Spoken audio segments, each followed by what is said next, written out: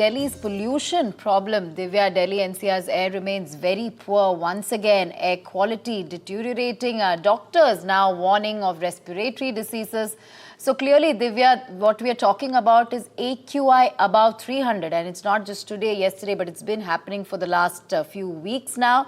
And a situation that you see every year in your city at around this time.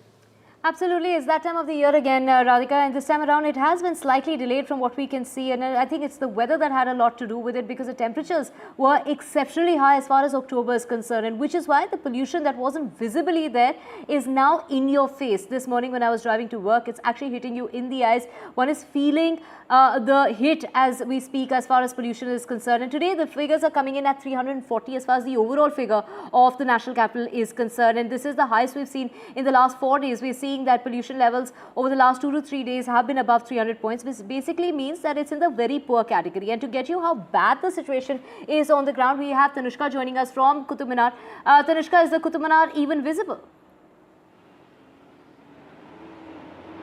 Divya, the Qutub Minar is faintly visible behind me, as you can see out here. If you can see it, it is still visible, but it's not very visible at the moment. Of course, the air quality is predicted to be in the very poor category till Friday as well, according to the central government's air quality early morning system for Delhi. And we also have, a morning walker here. Let us get talking to him. Sir, how often do you come around this area, for your early morning walks? Actually, I'm here on a visit to Delhi for work, so yeah, it's been like the second day here in Delhi. All right, and what are your understanding of, the air quality conditions and the pollution in Delhi with respect to, the other cities? Actually, yeah, as we all know, the pollution levels in Delhi are pretty high, and right now, I've noticed that it's really high this time, the particulate pollution and the smog is everywhere, and I think the AQI is, above 300, and right now, with GRAP as well as, it's revoked in Delhi. So I think, we have to adapt to certain practices to curb the pollution, not just from the government, but as citizens, we ourselves have to take the initiative for that. Right. Yes. The stubble burning from neighbouring states as well is, a contributing factor to the pollution in Delhi and NCR region as well. Yes, it is. And along with that, the industrial pollution, the stubble burning, obviously we have to adapt to new practices for that. But there are the authorities and the people who are involved in it, they have to take the right practices for that. All right. Thank Yes. you, sir. You're welcome. So what we are of course understanding at this moment is that the air quality index in Delhi and NCR has been at 340, and even for the week ahead until Friday it is to remain in the very poor category, and also that the PM 2.5 concentration level is also expected to rise by 15.1% until tomorrow. This is also as per the Union Ministry of Earth Sciences data. So this is what the situation is. While there has been GRAP second stage that has been invoked, an 11-point action plan has also been made, we are still, of course, setting into the season of intense and very bad air pollution conditions in Delhi NCR. All right. Thank you, Tanushka, for bringing us that ground report as well as important voices from there. So, Divya, the condition is only going to deteriorate is what the prediction is. Despite so many measures being taken, no change on ground. We have Anumita Roy Chaudhary, Executive Director of CSE, to talk more about the problem of air pollution in the national capital. Ma'am, my question really is very basic. Why is this a perennial problem in Delhi? I get it that there are different contributors to it, which include stubble burning, of course, which is prevalent in northern parts.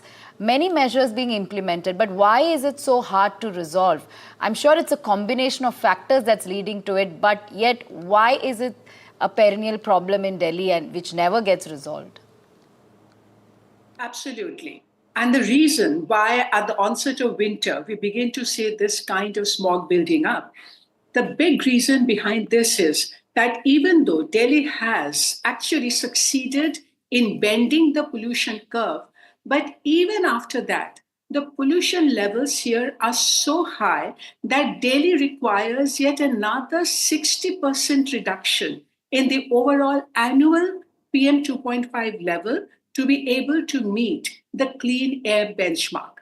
So if your levels are already very high, then the moment the weather turns adverse, you will see this kind of build-up. Now, the reason why we are not being able to address this problem clearly a lot more systemic reasons which we cannot deal with only emergency action during winter. I mean, look at the data from the Indian Institute of Tropical Meteorology right now. Their forecast right now for Delhi shows that more than half of the pollution in Delhi is coming from vehicles. Now, look at the sheer explosive traffic. Even though we have brought in BS6 standards, we have electrification, we have phased out old vehicles, done CNG, despite that vehicles are the top polluter because of the sheer numbers. And we have not been able to bring about the drastic change needed in the way people travel in the city. Similarly, about 25% of Delhi is still outside the proper formal municipal collection of waste, which means a lot of waste is accumulating in the open that gets burnt. We also have large number of industrial areas, even though Delhi has seen massive expansion of natural gas in its legal industrial areas. But there are peripheral industries where you are still using the non-polluting fuels. Now, therefore, understand to be able to address all these issues, what systemic and structural and infrastructure level action is needed throughout the year. And a very important message from the trend that we are seeing this year particularly, because beginning of winter, every year we only talk about stubble burning contributing to Delhi's air quality. But this year we have already hit the poor quality. But if you look at SAFAR's estimate of how much stubble burning is contributing to Delhi's air quality, it is less than 1% most of the days. That means we cannot blame stubble burning anymore to that extent. It is your local pollution, your pollution in the adjacent region. And this also means that Delhi alone cannot fight this battle because pollution does not follow any political boundary. So the Delhi and the entire NCR will have to ramp up, accelerate, and take aggressive action to deal with vehicles, industrial pollution, waste burning, construction activities, and also the kind of problem that we are seeing with use of solid fuels, dust, and construction. So we know the solutions. Anamita, when we talk about the pollution body, is there a change in approach when it comes to this perennial problem? Or is it the same approach to the same old problem with just about no solutions that we can visibly see at the moment? Clearly, what is happening, Divya, that year after year, we are beginning all the pollution bodies coming up with their respective cleaner action plans. Okay, every year you will see an announcement of a new cleaner policy, winter action plan, our new strategy. But where we are really slipping is translating those plans into implementable action and to ensure that. So we now need to see action taken report by the governments, not only saying we have issued so many challans and we have inspected so many sites, but we want to know from them that where is the gap in action and therefore what have they planned to deal with it. And that data and that information is just not even visible to us. Like even today, the GRAP, when you say that you have enforced GRAP 2, what does it really mean? Just look at the list of the GRAP measures. These are normal, routine enforcement measures that all departments should be implementing in any case, irrespective of the fact whether it is an emergency or not. And also, you really have not, so the pollution bodies will now really have to focus on each sector, understand what are the infrastructure requirements to address the problem, where is the deficit, have they tied up the resources to implement that, is there a business rule within the department to ensure that throughout the year you are implementing those measures so that by winter you are not facing this problem.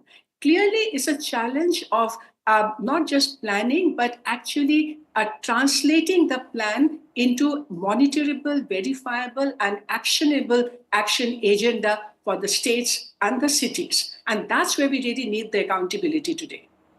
Right.